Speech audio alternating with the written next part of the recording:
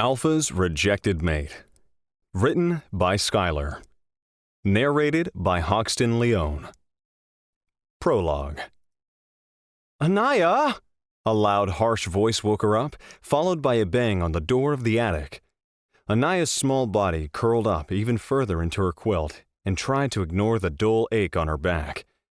"Anaya!" Once again the voice echoed. This time, it was so loud the whole house could hear it clearly. Now, everyone knew Anaya woke up late. The small body of a 10-year-old Anaya got off the mattress. She answered her mother's screams in a small voice. "Coming, Mother!"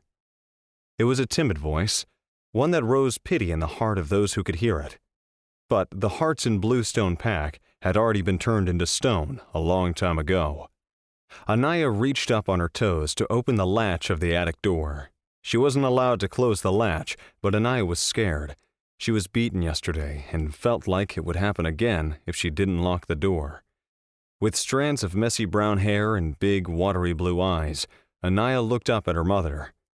Anaya had taken after her mother and was bound to grow up into a beautiful woman one day. It was an undeniable truth that Anaya was a beauty who didn't have a comparison in the entire Bluestone Pack. Unfortunately, she also looked exactly like her twin brother. Anaya's mother frowned when she saw Anaya's appearance. For a moment, her eyes softened as she remembered her son. "Mother, I'm sorry I woke up late. I didn't sleep well last night." Anaya gave a sincere apology. It was a beautiful one, which was enough to melt a heart into a puddle of water. But the minute she spoke, the spell on her mother broke like a string. She remembered that the 10-year-old child was not her son, but the daughter she despised. Gritting her teeth, she turned around and left without a word. Anaya hurriedly closed the door of the attic and followed down the stairs. Her speed was well matched with her mother's. It was something she had learned over the years. Always keep up. Slowing down would only lead to more punishment. Anaya came down after her mother and was immediately handed a broom to clean the house. Anaya took the broom and put the stick end between her teeth. She quickly tied her shoulder-length hair into a ponytail so it wouldn't fall over her eyes, and then she released the broom from her mouth. Sweeping was easy. It took less than an hour to sweep the whole house. Anaya quickly finished the given task and placed the broom where it should be. Anaya then came to the kitchen and stood by the entrance, watching the scene before her with envy in her eyes. On the small 4-person dining table was her father and her mother, along with her little sister, Charlotte, who was 4 years old. There were 4 seats, which were perfect for the family of 4. However, Anaya's father had Charlotte sit on his lap while he fed her breakfast. Her mother saw Anaya standing by the entrance and gave a stinky eye. Anaya lowered her beautiful eyes and played with her fingers. "Get your plate from the counter," Anaya's mother said harshly, and ignored her as if she were a ghost. Anaya pitter-pattered across the kitchen and reached out to grab her plate of breakfast. The plate had a piece of bread, a few scrambled eggs, and a small bowl of last night's leftover curry. Anaya thought she had seen wrong. Didn't her father just feed Charlotte a piece of chocolate pancake just now? Anaya looked up, trying to see if she had seen wrong before. But by coincidence, Anaya's eyes met with her little sister's. Charlotte smiled at Anaya and chewed on her pancake. A little chocolate syrup was oozing down her lip. Her father wiped it down for Charlotte and kissed her cheek in a sweet way. "Good girl. Are you full? Want some juice?" Anaya looked down at her own plate and left the kitchen silently. She should have known.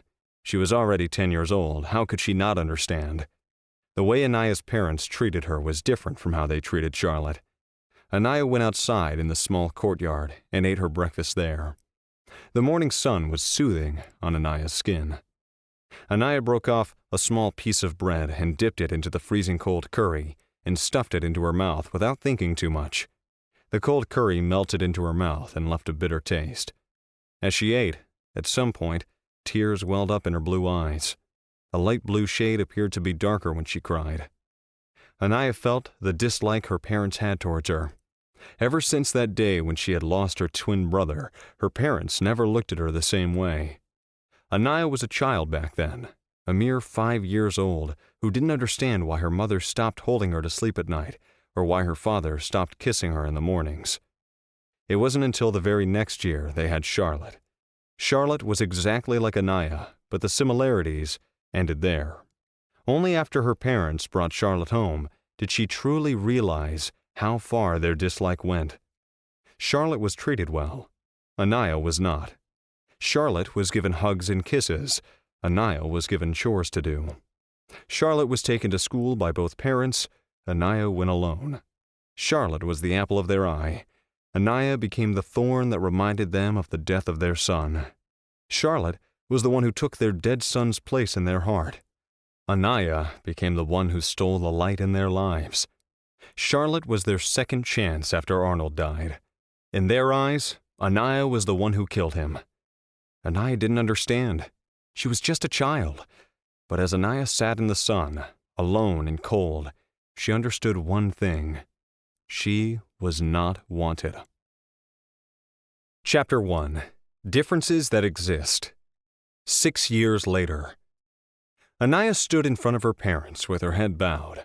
Tears welled up in her eyes, but she did not let them fall. It was fascinating how much control she had over her own tears. Their falling was up to her, but their appearance was not. Aniah's mother, Ginny, always had a frown between her eyebrows when she looked at her eldest daughter. It was as if she was remembering the most unpleasant time of her life. Her father, Edgar, was no better. The displeasure in their eyes was as real as it could get. Aniah didn't dare look them in the eyes.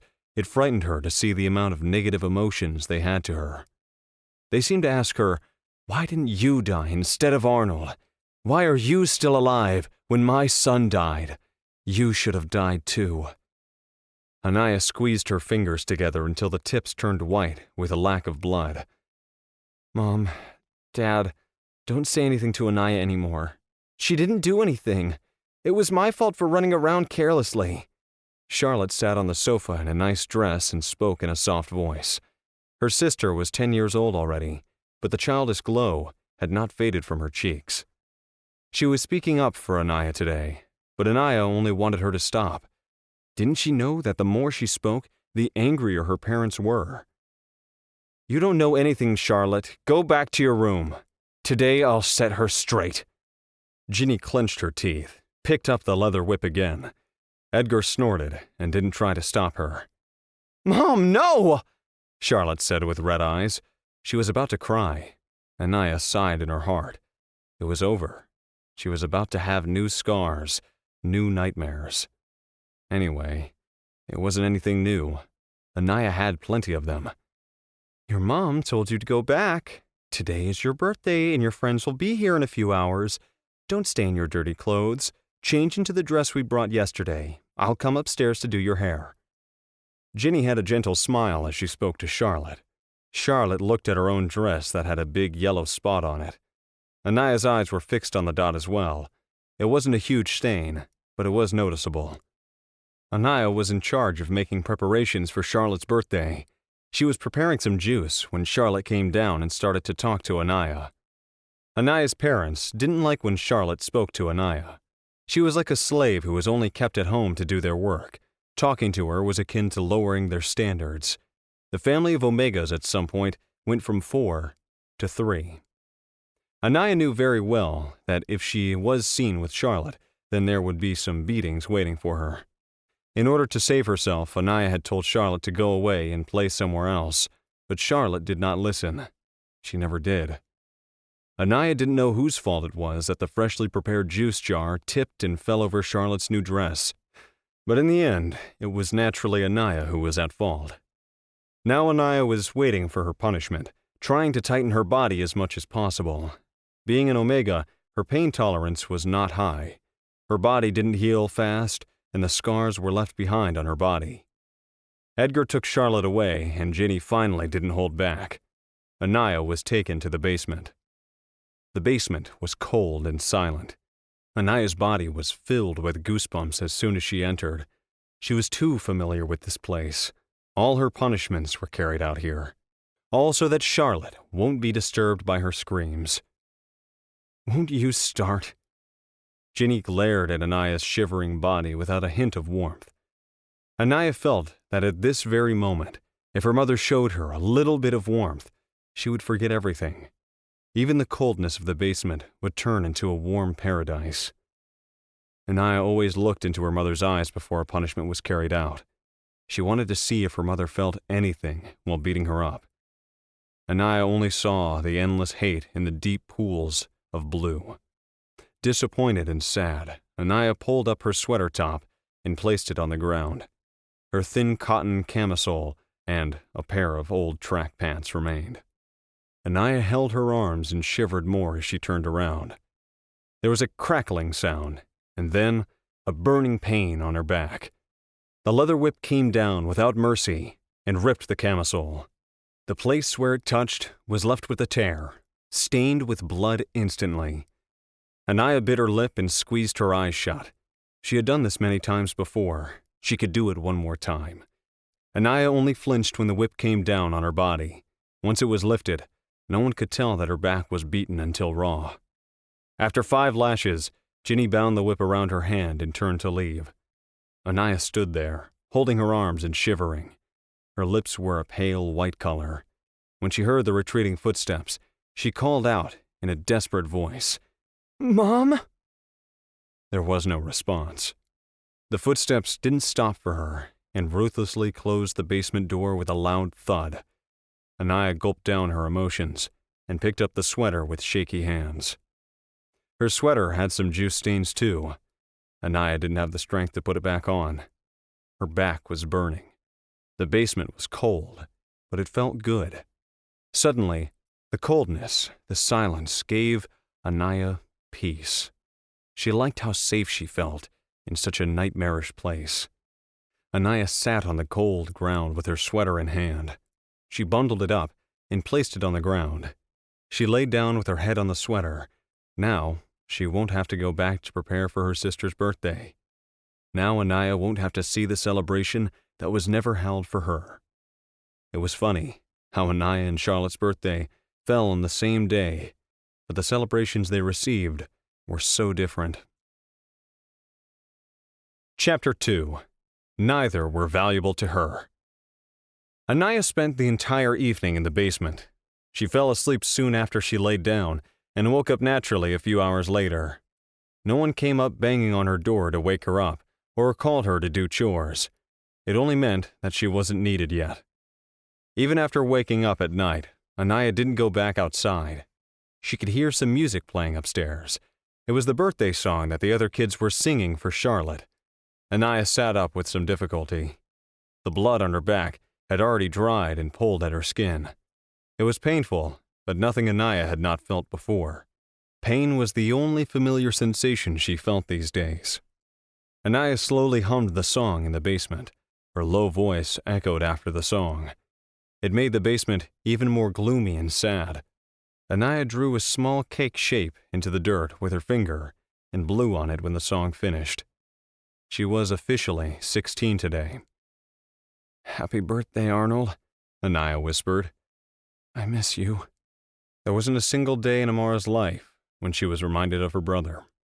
Every time she looked into the mirror, every time her parents looked at her with displeasure, it always reminded Aniah that Arnold was not here anymore. Aniah wasn't too bothered by the change in her parents' behavior after Arnold died. She was just 5 at that time. She didn't understand anything, let alone the deep emotions of mourning and hate. She was told that she was too much like Arnold, and she reminded them of him. Aniah could understand that. She also felt guilty and accepted her life as it came. But after Charlotte was born, Aniah had the epiphany. Charlotte looked like Aniah too. She also took after their mother. But Charlotte was treated like a princess. Why so? Wasn't she also just like Arnold? Charlotte is given to us in exchange of Arnold. The goddess does pity us, and she has given us his soul back. Look, isn't she just like Arnold? Her smile is just like his. Her father had spoken those words while he played with his 2-month-old Charlotte. Aniah had listened in. Her 6-year-old self was left confused. As Aniah grew up, she finally completely understood. They hated her for taking away Arnold and treated Charlotte as the goddess gift and a replacement of their son. Aniah was not loved or wanted in the house. She might as well have died in that rogue attack that killed her brother. At least, in that way, her parents might be a bit remorseful towards her. The singing had come to an end. In fact, more than 2 hours had passed, and Anaya didn't realize. Anaya sighed and wore her sweater. It was too late to think about those things now. Since she didn't die at that time, Anaya had no plans to die anytime soon. Although the pain and suffering seemed endless now, it wasn't really forever. Anaya knew there would be a day when she didn't have to suffer like this, when she'll be set free from this prison and fly up into the sky like a free bird. She didn't know when that day would arrive, but she was looking forward to it. Anaya's bones were left with the aftershocks, and it became hard to walk. She somehow went to the door and opened it. Outside was quiet and dark. She crept her way out and went back into the attic. Everyone was asleep by now. It was already midnight. In the attic, Anaya latched the door and changed out of her sweater. Her camisole was ruined. With her naked back exposed to the chilly night air, the wound didn't feel so painful anymore. Anaya used a spatula to apply ointment on her back and clumsily wrapped a roll of bandage over it to help the ointment seep in. Then she changed into a thin t-shirt and a pair of old cotton pants and laid down on the mattress with her stomach down. The mattress had 2 pillows and a good enough quilt to cover her up on chilly nights like these. But Anaya liked the cold. It made her numb to everything. She only wished it numbed away her thoughts and emotions as well. It would have been better if the cold took away her breath and soul too. Anaya had vowed to never take her own life. No matter how hard it gets, no matter how much she suffered, she had promised herself that the life she had was in exchange of her brother's. But the euphoria of death was tempting. It lured her towards itself and away from life countless times. Anaya resisted to give in, but she hoped that something or someone would take her life away so she won't have to. Anaya was just like this. She would be thinking of a bright future and then about the happiness of death. She found the line between life and death almost as thin as a strand of hair. Neither were valuable to her, and both were precious. These thoughts were depressing, but true to her. They were what made her nightmares and the daydreams. Anaya hummed to herself in the lonely night. Her birthday had passed. She had wished Arnold, but no one wished her. Teardrops soaked the single pillow under her head. Anaya didn't stop the tears anymore. When no one was around, she let go of the control over the tears and let them flow. Only by releasing them now, she'd be able to control them tomorrow. The night owls hooted at a distance, telling her that the night was still long. Anaya wiped her tears and pulled the other pillow under her face. Anaya felt drowsy from sleep. Her eyes were blurred due to tears and sleep. She was a blink away from sleeping when a voice whispered into her heart. Very gentle and soft, it sounded like comfort that Anaya craved. "Happy birthday, Anaya," her wolf wished in a very gentle tone. Anaya smiled and said, "Thanks, Wolfie," before sleep took over her consciousness.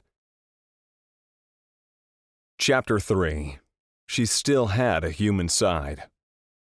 Morning arrived with an unbearable amount of pain. Anaya rolled over her back in her sleep, and the wound rubbed against the mattress. It hurt a lot to move, but Anaya couldn't stay asleep all day. Anaya took a few deep breaths and thought about the life she would have after leaving this house. Anaya had to make it to that day. She had to survive today and be there when that day arrives. Her waist made a cracking sound when she came off the mattress. Sleeping at a difficult angle caused her waist to become sore overnight. Ignoring the pain in her body, Anaya got her clothes to get a shower. Since Anaya lived in the attic, she had to go downstairs to get a shower in the common bathroom that is meant for the guest. It was only 5 in the morning and the house was still dark. Anaya went down the stairs with bated breath and light footsteps so no one would suspect her movements. Anaya took a quick shower in cold water and cleaned the bathroom before leaving just as sneakily as she came in. Anaya went back to the attic and applied some medicine to her wounds before wrapping them up under her clothes. She owned very little clothes, and she couldn't afford to get them dirty with blood. Since Aniah was dropping out from school, she was expected to contribute at home by doing chores. Aniah wore her hair up in a bun to keep them out of her face and went downstairs to start the morning chores. In the lack of light, Aniah went to the kitchen to wash the dishes. In this time and age, everyone owned a dishwasher, but her family did not have one. It was a waste of money since they had someone to wash it for them every day. Aniah searched for her gloves, but they were nowhere to be seen. With a weak body like hers, she was bound to get a bad cold if she touched the water with bare hands so early in the morning.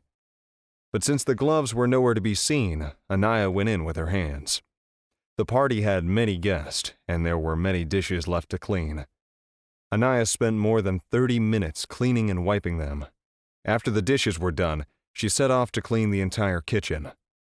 Bending down to sweep the floor with a body full of wounds was harder than it looked. Aniah could feel the tug on her skin every time she moved. However, she didn't have any choice but to grit her teeth and endure. A little more, and it will be over, she kept reassuring herself. Aniah's chores were endless. After cleaning the kitchen, she picked up laundry from all over the house. With the laundry basket in hand, she went to her parents' room and silently picked up the clothes that had to be washed.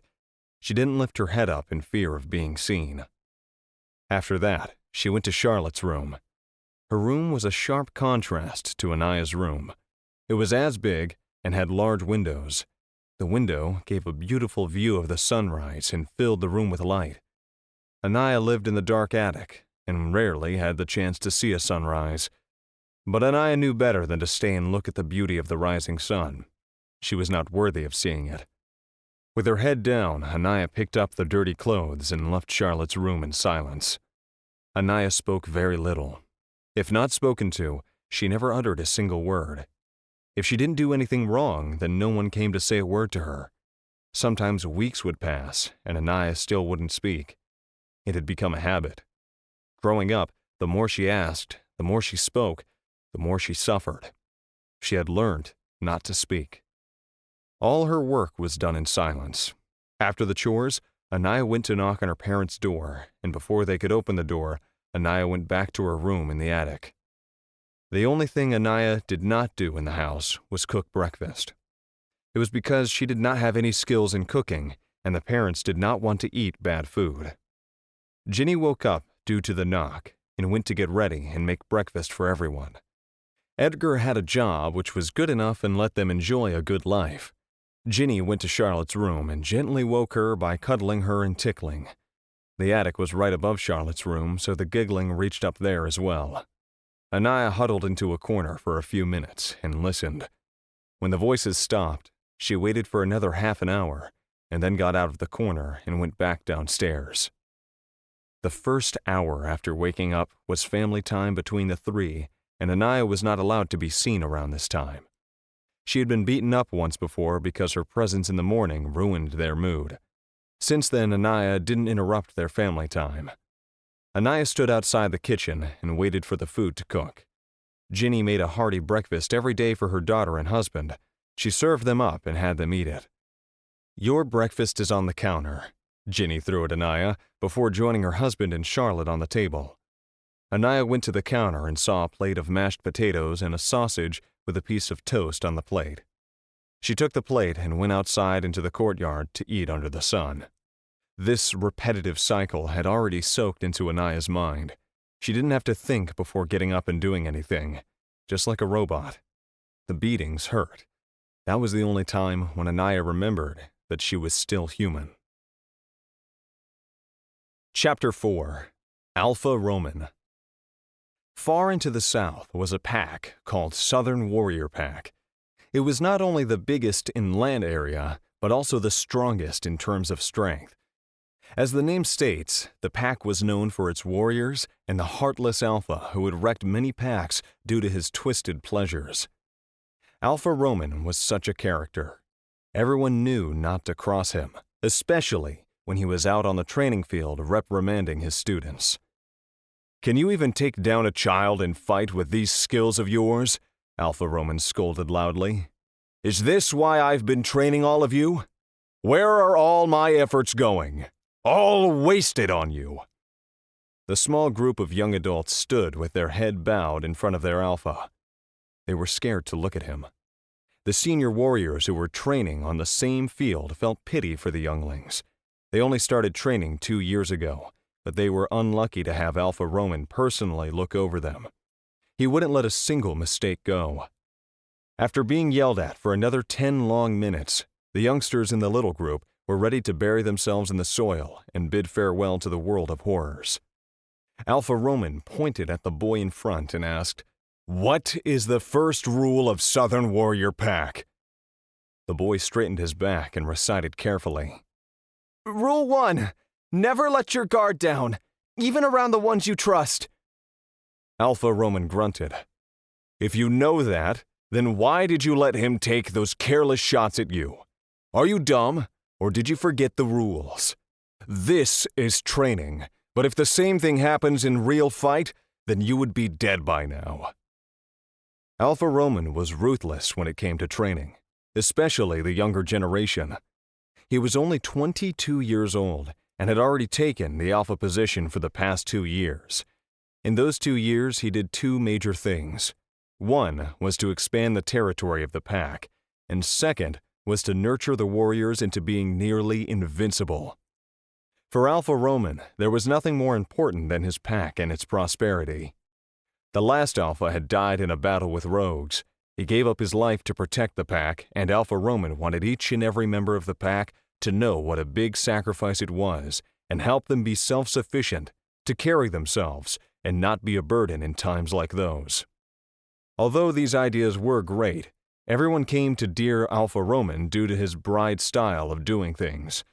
He wouldn't hesitate to defame anyone he found to be not good enough. He would scold them in front of the crowd without a second thought. It was as if he didn't empathize with them at all. He didn't know that sometimes it could cause humiliation. Their alpha was just naive in the emotional department, and the warriors could only sigh and endure, sometimes cry in the night, and then wake up again in the morning for training.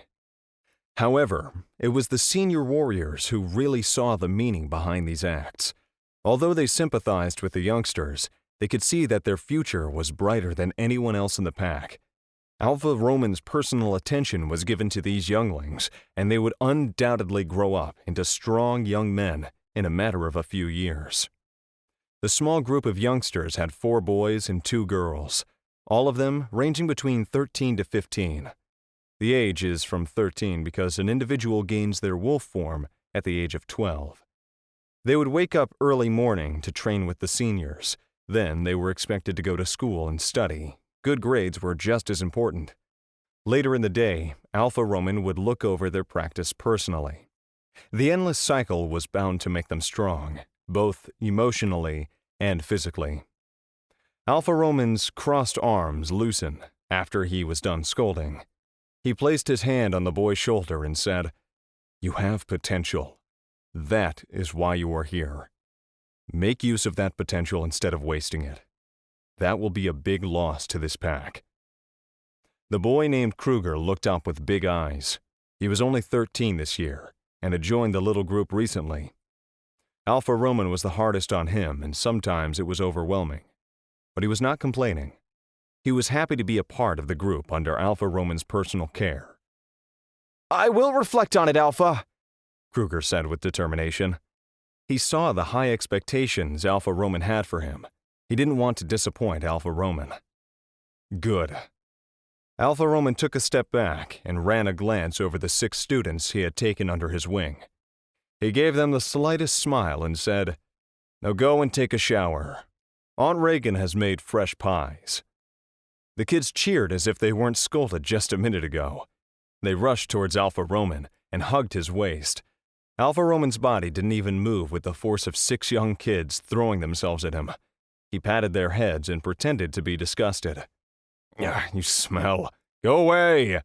𝘊𝘆𝘁 pushed them away and ordered them to go and have a bath first before going for the pies, or they won't get any. The kids ran towards the mansion with giggles and laughter. The beta, Easton, jumped off the tree branch and landed next to 𝘊𝘆𝘁. "You should stop being so hard to them. They are kids," Easton said with a small frown. He didn't like how the kids were scolded every day, but it seemed like the said kids didn't mind if they got pie in the end. The pies were worth 10 scoldings like that. They have to learn if they're going to uphold the pack after me. It isn't going to get easier for the new generation, 𝘈𝘁𝘁𝗵 said as he took off his training vest. The t-shirt under the thick vest was soaked in sweat. Easton wrinkled his nose. Easton picked up the water bottle and threw it at Roman. Roman caught it and gulped down half of it, then poured the rest over his head, full of inky black hair. He sighed as the water hit his head and cooled him down instantly. You are the first alpha I've seen who is already training the new generation to take over when it's only been 2 years since you became the alpha of the pack, Easton joked. Roman threw the bottle in the trash can. It's always good to be prepared. Besides, I'm not like those old fools who want to keep up their seniority until death. It will only lead to the fall of the pack in the long term. Easton huffed and followed after 𝘈𝘁𝘁𝗵 as he approached the senior warriors' training. The seniors were more accustomed to the 𝘰𝘯𝘤𝘬𝘆 and how they should behave in front of him. They stood in 3 lines and greeted him in perfect sync. 𝘈𝘁𝘁𝘵 was pleased with this organization. 𝘈𝘁𝘁𝘵 said loud enough so that everyone could hear. Training ends here. Tomorrow is the Alpha's conference, so I won't be here to train the kids. It is your responsibility as their seniors to make sure they don't slack off. They don't know anything, so no need to be soft on them. The little bunch of idiots will definitely skip school, so pay attention. You are free to punish them if they make mistakes. The senior warriors secretly smiled and yelled, Yes, Alpha! 𝘈𝘁𝘁𝘵 gave a few more instructions and left. The seniors packed up their training equipment and went to the locker room outside the field. They showered, changed, and talked. 𝘈𝘁𝘁𝘵 wants us to look after the kids, but is too cold-hearted to say it out loud. He told us to punish them if they make mistakes. But what happened to that one person who actually punished them when they skipped class while Alpha was absent? One of the seniors gossiped and laughed. Yeah, it was too bad. We have learnt our lesson, so be good to the kids, and they are not hard to like. Look at that boy Holden. He's good at everything he does, another one said. I think 𝘈𝘁𝘁𝘵 wants him to inherit his position. Why would he do that? He will have his own kids in the future. Does he need another child to be his heir? A fairly new warrior of the team asked. The new one was in their team for the past 6 months, and had joined them from another pack which was attacked by rogues. Many warriors of that pack were recruited by Southern Warrior Pack. Another warrior came out of the shower with a pink towel on and said, The chances of our alpha having his own heir is nearly 0. Haven't you heard the rumors going around? They aren't all baseless. The new recruit frowned. The rumor that 𝘈𝘁𝘁𝘵 found his mate but killed her so he won't have to be attached? The one next to him fell on the bench. Where the fuck did you hear that? Is that what others think about our alpha? The new recruit shrugged. That's what I heard. Rumors get weirder as they're circulated. Maybe somewhere another pack must be thinking that 𝘈𝘁𝘁𝘵 is into men. The locker room fell silent. There was an inexplicable chill in the locker room as everyone froze. The fallen warrior stood up and cleared his throat, then said, It's better to forget about these things. Let's not worry about it now. Just know that 𝘈𝘁𝘁𝘵 is definitely not into men. But even if he was, there's nothing to be ashamed of. Our respect for our alpha has nothing to do with his sexual preferences. But I hope everyone will keep this to their heart and not spread unnecessary rumors. At the end of his speech, he turned his head around the locker room and gave everyone a look. Most of their faces were red and about to burst. The warrior narrowed his eyes. Suddenly, one of them laughed, and soon the others followed, as they couldn't help but find the situation funny. Outside the locker room, Easton laughed silently. He clutched his stomach and wiped a tear away. He didn't stand there anymore to listen and rushed to Roman's mansion. The kids were sitting on the dining table with a large piece of pie in their plates. There were savory and sweet pies, and everyone got what they preferred along with the sides they liked. It was the perfect dinner after a long day of training. Easton joined them, invited. 𝘈𝘁𝘁𝘵 eyed his beta until Easton couldn't eat anymore and stated his purpose of visiting. There are many rumors about you circulating. What do you want to do about them? Roman bit a piece of sweet cherry pie with the whipped cream and asked, "What rumors?" Easton looked at the young kids and leaned closer to 𝘍𝑀 and whispered to him, "About your mate." "How can there be rumors when there is no mate?" Roman frowned. "You're not making sense, Easton." "Exactly. Because there is no mate, there are rumors. They are assuming things behind your back. Some say you don't have a mate. Some say that you don't prefer girls and are hiding a man in the closet because you fear being laughed at." Roman was happy with the sweetness of cherry pie. He took another slice and placed it on Tina's plate because he knew she likes it. Tina grinned at him and said a thanks. Roman took another slice for himself and only then paid attention to Easton. "First of all, as long as these rumors don't harm my pack, I don't care how far they go. Second, if you want to have dinner in my house, then at least give prior notice. You've eaten 3 pies already. It won't be enough if the kids want more." Easton immediately slumped on the chair. The kids were eating their pies with happy smiles, but he was scolded by 𝘍𝑀. "Fine, I'll inform you next time. And kids shouldn't eat too much pie while they're growing up. It's not healthy." Easton forked another piece of pie and ate it. Across from him were Holden and Kruger. Both of them gave him a contempt look. "What are you looking at, you little brats?" Easton laughed. "You are a messy eater, Uncle Easton." Georgia giggled and pointed at Easton's shirt that was stained with gravy from the pie. Tina laughed along with her, and soon the table was full of giggles and laughter. 𝘍𝑀 shook his head at Easton, but didn't stop the kids. He added a little more whipped cream on his pie and ate it in a good mood. "What do you guys think about 𝘍𝑀? I love his little sweet tooth."